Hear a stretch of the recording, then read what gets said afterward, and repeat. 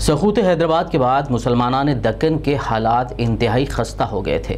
ایسے میں مولوی محمد عبدالواحد اویسی ایڈوکیٹ مسلمانوں کی سیاسی قوت بن کر سامنے آئے۔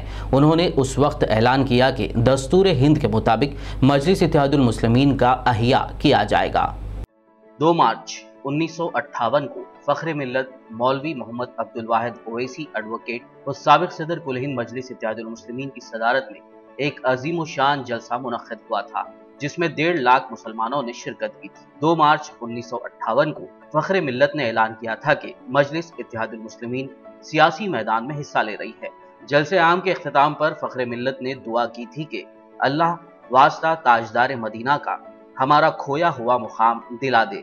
اللہ نے فخر ملت کی دعا قبول کی اور مجلس اتحاد المسلمین کو دارالسلام دوبارہ مل گیا۔ اے اللہ واسطہ تاجدار مدینہ، ہماری آواز کو ایوان بلدیہ، ایوان اسمبلی اور ایوان پارلیمنٹ میں گونجا دے۔ اللہ نے فخر ملت کی دعا قبول کی اور آج مجلس اتحاد المسلمین کی آواز ایوان بلدیہ، ایوان اسمبلی اور ایوان پارلیمنٹ میں گونج رہی ہے۔ اے اللہ واسطہ تاجدار مدینہ، ہم کو تعلیمی میدان میں ترقی دے۔ اللہ نے فخر ملت کی دعا قبول کی اور مجلس اتحاد المسلمین تعلیمی میدان کے ہر شعبے میں ادارے قائم کیے۔ مولوی محمد عبدالواحد اویسی ایڈوکیٹ کی قیادت میں مسلمانوں کو بہت فائدے ہوئے، اسی لیے قوم نے آپ کی خدمات کے اعتراف کے بطور آپ کو فخر ملت کے خطاب سے یاد کیا۔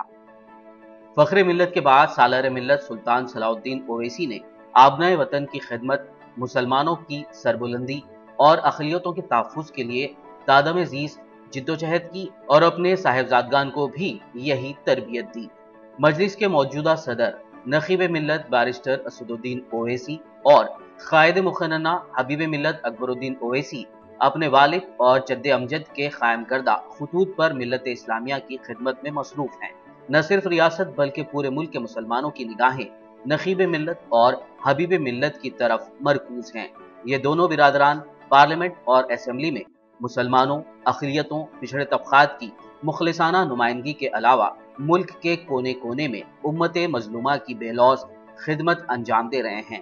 مختلف آزمائشوں کے باوجود میدان عمل میں پوری ثابت قدمی اور جرأت کے ساتھ مصروف ہیں اور مجلس کے کاروان کو جاری و ساری رکھے ہوئے ہیں۔